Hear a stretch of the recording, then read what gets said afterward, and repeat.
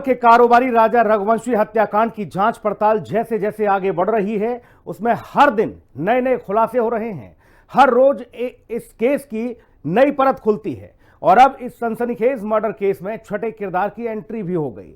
दरअसल इस मामले में सोनम के साथ एक और शख्स का नाम सामने आया है, जो संजय वर्मा है।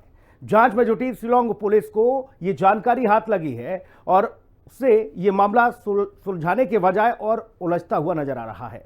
सवाल उठ रहा है कि आखिर सोनम का एक साथ कितने पुरुषों को वो हैंडल कर रही थी। सवाल ये उठ रहा है कि आखिर राजा और राज के बाद संजय कौन है, जिसके साथ सोनम रघुवंशी घंटों बात करती थी। हिंदी खबर आज एक एक राज का पर्दाफाश करने जा रहा है।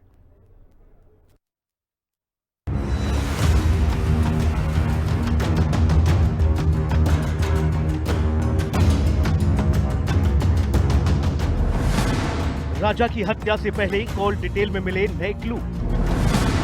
38 दिन में 234 बार बात। सोनम के 3 फोन खोलेंगे राजा की हत्या के राज। क्या संजय है खूनी साजिश का मास्टरमाइंड? क्या संजय ने ही पर्दे के पीछे इस हत्याकांड की साजिश रची? क्या सोनम 3 पुरुषों को एक साथ हैंडल कर रही थी? राजा रघुवंशी की हत्या के आरोप में जेल में बंद पत्नी सोनम रघुवंशी के बारे में हर रोज नए खुलासे हो रहे हैं। इस हत्याकांड में एक के बाद एक किरदार जुड़ते जा रहे हैं, लेकिन अभी तक राजा रघुवंशी की मौत की असली वजह पुलिस को नहीं मिल सकी है। इस बीच शिलांग पुलिस ने बुधवार को एक ऐसा खुलासा किया कि उसने इंदौर पुलिस की नींद ही उड़ा दी। शिलांग पुलिस के इस खुलासे से यूपी पुलिस भी हरकत में आ गई है।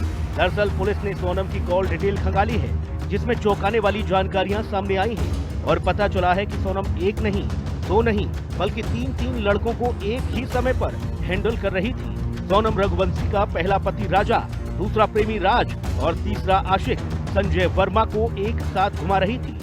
सोनम के साथ नए खुलासे के बाद मेघालय पुलिस की जांच में सनसनीखेज मोड़ आ गया है।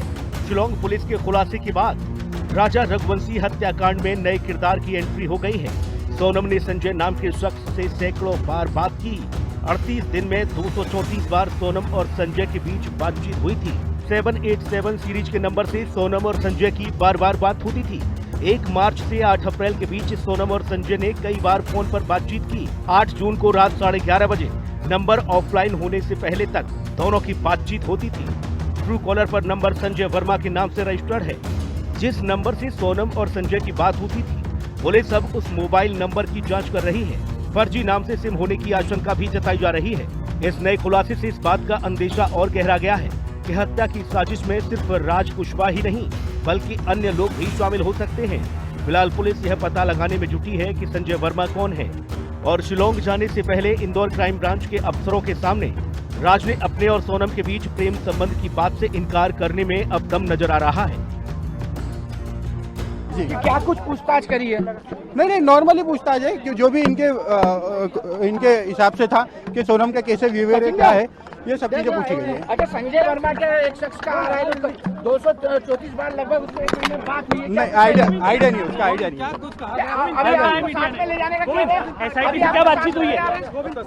क्या आपको साथ में ले जाने का? नहीं, ऐसा कुछ भी नहीं है। ऐसा कुछ कुछ दिन पहले ही सोनम की वाराणसी से गाजीपुर तक के सफर की कहानी में यह बात सामने आई थी कि उसके साथ 2 और लोग थे। गाजीपुर के सैदपुर की रहने वाली उजाला यादव ने दावा किया था कि 8 जून की रात वह जब लखनऊ से वाराणसी आई और यहां से गाजीपुर जाने के लिए बस पकड़ने गई, उसी वक्त सोनम वहां थी। उसने गोरखपुर जाने के बारे में पूछा। उजाला यादव का दावा था कि सोनम के साथ 2 युवक भी थे, जिनमें से एक ने सफेद शर्ट पहन रखी थी और दोनों ने चेहरा ढक रखा था। साथ ही उसने यह भी बताया कि सोनम पहले गोरखपुर ट्रेन से जाना चाहती थी, लेकिन ट्रेन सुबह थी, इसलिए वह बस में चढ़ गई। उजाला यादव ने यह भी बताया कि बस यात्रा के दौरान जब वह सोशल मीडिया पर राजा रघुवंशी हत्याकांड से जुड़े वीडियो देख रही थी, तो सोनम ने उसे ऐसा न करने को कहा। सोनम ने उजाला से फोन मांगकर एक नंबर डायल किया, लेकिन कॉल नहीं लगा और फिर नंबर को फोन से डिलीट कर दिया। ढाबे वाले ने भी कुछ ऐसा ही बताया। गाजीपुर में काशी टी स्टॉल से ही सोनम ने अपने भाई गोविंद को सबसे पहले फोन किया था। टी स्टॉल मालिक साहिल यादव ने बताया था कि सोनम किसी बदहाल स्थिति में नहीं थी, बल्कि पास की ही किसी गाड़ी से उतरी और दुकान तक पहुंची। सोनम की गिरफ्तारी के बाद से ही पुलिस यह मान रही थी कि इस पूरे घटनाक्रम में उसके और सहयोगी भी शामिल थे। अब कॉल रिकॉर्ड में संजय वर्मा का नाम आना इस बात को और साफ करता है कि उसकी मदद किसी और ने भी की है। ऐसे में मेघालय पुलिस यह जानने की कोशिश कर रही है कि क्या संजय वर्मा ने ही सोनम की मदद की थी, क्या सोनम को वाराणसी तक लाने में संजय का रोल था। उजाला यादव ने जिन 2 युवकों के बारे में बताया, क्या उनमें से एक संजय वर्मा तो नहीं। वैसे पुलिस को संदेह है कि हो सकता है आरोपियों ने फर्जी नाम से सिम लेकर ही इस्तेमाल किया हो। पुलिस का कहना है कि इसकी पूरी संभावना है कि सोनम और उसके साथियों ने फर्जी नाम से सिम लिया हो। पूछताछ में पता चला कि सोनम रघुवंशी 3 फोन इस्तेमाल करती थी। अब यही तीनों फोन राजा मर्डर केस के राज खोलेंगे। ये भी पता चला है कि आरोपी आकाश ने सोनम के फोन को नष्ट किया। हालांकि अब बताया जा रहा है कि एक फोन इंदौर में एक्टिव हुआ था। जानकारी के मुताबिक राजा की हत्या के बाद से सोनम के तीनों फोन गायब थे। हत्या के बाद सोनम ने आकाश को अपना फोन दिया था, जिसके बाद आकाश ने सोनम के फोन को नष्ट कर दिया। बताया जा रहा है कि मर्डर स्पॉट पर ही सोनम ने अपने फोन स्विच ऑफ कर दिए थे, जबकि अपने पति राजा का फोन उसने खुद तोड़ा था। इसके बाद विशाल ने उसे खाई में फेंक दिया था। वहीं जो फोन इंदौर में एक्टिव हुआ था वो राजा की हत्या के 1 दिन बाद ही हुआ था। इस फोन को सोनम ने ही एक्टिव किया था। व्हाट्सएप चेक करने के लिए सोनम ने अपना सिम एक्टिव किया था और यही उसकी आखिरी भूल थी। मेघालय पुलिस फोन रिकवरी के लिए सर्च ऑपरेशन चला रही है।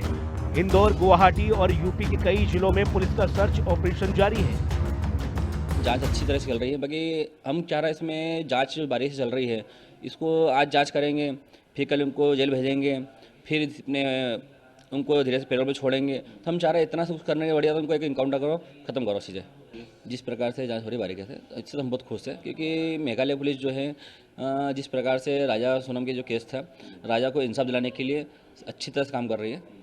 देखिए, हम जैसे हमारा आमना होता कभी है तो हम तो से ही पूछेंगे तो तुम राजा को मारा क्यों, इतना बता दो बस, उसकी गलती क्या थी, तो छोड़ना था छोड़ देती, तो तुम मारा क्यों बस। इस बीच राजा रघुवंशी हत्याकांड में संजय नाम के शख्स की एंट्री के बाद मध्य प्रदेश पुलिस की एसआईटी ने सोनम के परिवार वालों से भी पूछताछ कर ये जानने की कोशिश की कि आखिर संजय नाम के शख्स से सोनम का क्या रिश्ता था और क्यों सोनम उससे इतनी ज्यादा बात करती थी। इससे पहले शिलोंग पुलिस ने मंगलवार को इंदौर में राजा रघुवंशी के घर पहुंचकर परिजनों से पूछताछ की।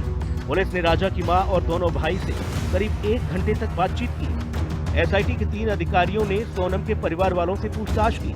सबसे पहले सोनम के पिता से सवाल जवाब किए। सोनम की मां और उसके भाई गोविंद रघुवंशी से बंद कमरे में पूछताछ की गई। सोनम के व्यवहार के बारे में जानने की कोशिश की। एसआईटी ने घर में रखे सोनम के सूटकेस को भी खंगाला। एसआईटी सोनम रघुवंशी के पुश्तैनी कारोबार के गोदाम और उसके ऑफिस भी पहुंची। इन दोनों जगहों पर सर्चिंग की गई। हमने लगभग जितनी इस बात में सत्यता थी, लगभग हमने कंप्लीट बताई है, मीडिया को भी बताई है और उन लोगों को भी बताई है। और इसके अलावा भी अगर उन्हें शक है हम पे तो वो जांच करवा सकते हैं। हम बिल्कुल उस जांच के लिए भी हम खुद आगे रह के आने को तैयार है।